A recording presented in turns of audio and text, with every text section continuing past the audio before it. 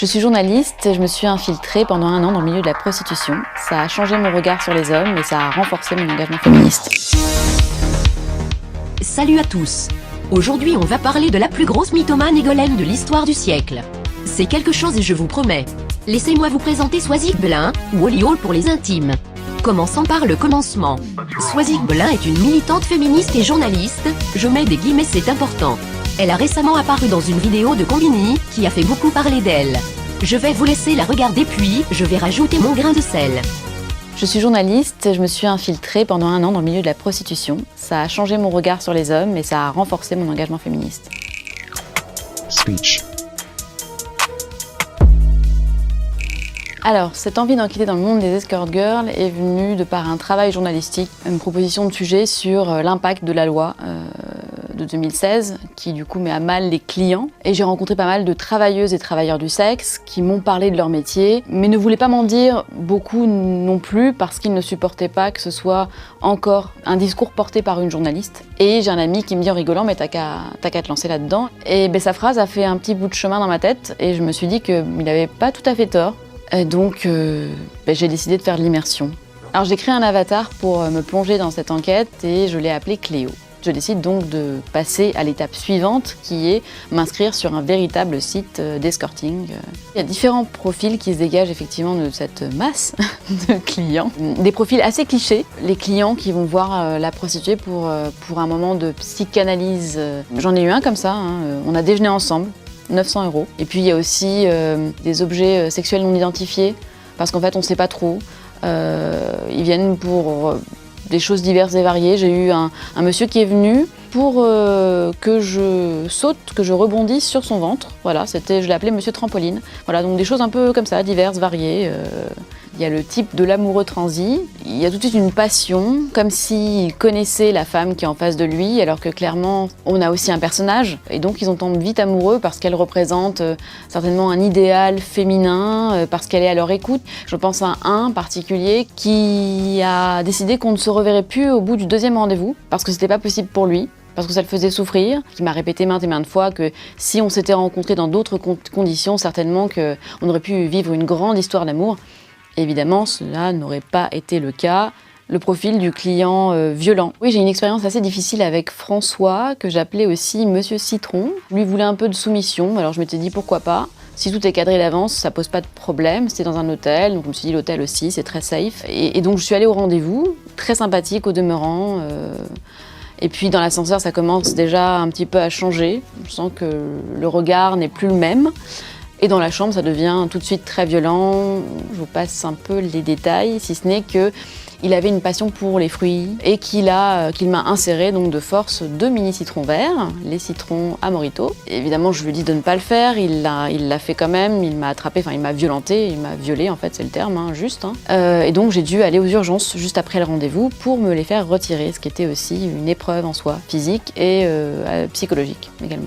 Ça ne lui posait pas vraiment de problème en fait. Il m'a juste dit qu'il était flic et que donc je ne pouvais pas porter plainte. Et effectivement, là, se pose la question de la plainte. Est-ce que quand on est une travailleuse du sexe, on peut être violé quand le client a outrepassé ce qui avait été calé au départ? Et comment on est reçu quand on va porter plainte? Alors ça, j'avoue que je ne suis pas allée au bout de l'expérience. Je regrette un peu parce que j'aurais aimé avoir un retour face à face. Alors j'en retire que je regarde les hommes différemment aujourd'hui. N'importe quel homme pourrait être un client. J'ai vraiment eu de tout. Toute classe sociale, tout âge, tout genre. Donc oui, les hommes me font un peu de peine. J'ai un peu de compassion pour le côté pulsionnel. Après cette expérience, je trouve effectivement que ce métier, parce que c'est un véritable métier, est dénigré. Que ces femmes ne sont pas assez mises en avant, ni assez mises en lumière. Je pense qu'il faudrait qu'elles soient protégées, évidemment. Après, nombreuses sont des escortes qui ont comme ça des amis ou à qui elles envoient un SMS. Et il y a ces espèces d'échanges et de petits tips de sécurité. Mais il faudrait qu'il y ait une sécurité étatique, qu'elles aient une sécurité sociale. Si c'était déclaré, il y aurait certainement beaucoup moins de trafic, donc beaucoup moins de femmes en souffrance. Et celles qui ne l'ont pas choisi et qui sont forcées de le faire, peut-être qu'il y en aurait beaucoup moins aussi. Alors je qualifie cette expérience de féministe. Pour moi, c'était aussi une façon de militer. La femme a le droit de choisir de se prostituer. Et il faut peut-être qu'on arrête en permanence de dire que même si elle l'a choisi, elle ne l'a pas réellement choisi, parce que finalement, il y a des hommes derrière qui lui font croire que c'est un choix, mais ce n'est pas un choix. Un moment, stop, en fait. Il y a des femmes qui le choisissent, il y a des femmes qui le vivent très bien. J'ai rencontré d'ailleurs beaucoup de femmes qui sont militantes féministes et qui sont travailleuses du sexe. Voilà. Ah bon? Les hommes te font de la peine? C'est très bien alors, on peut commencer. Cette jeune journaliste engagée est partie pendant une année faire de la prostitution. Oui, en général j'aurais dit que ça a pas dû lui changer beaucoup, mais pour notre championne ça n'a jamais été autant vrai. En effet, après quelques recherches on apprend que notre journaliste est une actrice porno. Il y aurait tellement d'images que je voudrais vous montrer, mais malheureusement sur YouCook, je me ferai strike en même pas 10 minutes. On découvre non seulement qu'elle a l'habitude de se faire dilater le trou de balle par 5 hommes en même temps, j'aimerais bien vous montrer mais malheureusement c'est YouTube ici. Mais qu'en plus ça la dérange pas de se faire baiser en étant enceinte. Sérieusement regardez, le gosse est même pas né, qu'il est déjà dans le métier. On en arrive à douter sérieusement que les citrons n'étaient pas une de ses idées, mais enfin bon. J'espère que vous n'êtes pas dépressif, car cette vidéo sera une putain de red pill. En effet, à une époque où la castration de l'homme et la stérilisation de la femme est une chose normalisée. Dans une société où l'homme moyen trouve ça normal de se faire vasectomiser, pendant que sa femme enceinte de Mamadou se fasse sauter pour une vidéo porno avec 6 mois de grossesse. Il n'est pas étonnant que ce type de personne soit placé en tête d'affiche des trous à merde qui nous servent de médias. Je souhaiterais vous demander où va, chère madame, tout ce bordel. Quel est le projet derrière? D'un côté, elle nous fait la promotion de la vasectomie et de l'arrêt total d'une quelconque virilité, sans compter le désastre que ça créerait, mais bon ça c'est un autre débat pour une autre vidéo. Mais ce qui me fait rire c'est qu'elle fait la promotion de tout l'inverse de ses fantasmes. Ça me fait vraiment rire, c'est l'homosexuel qui soutient les nazis, je vous le jure. Comment pouvons-nous faire la promotion de ce bordel progressiste et se manger 40 cm de virilité et de patriarcat tous les jours? Elle fait également la promotion de la non-sexualité et de la virginité. Ce culot, j'en chiale réellement. Cette femme est l'explication directe de pourquoi notre population occidentale est en déclin.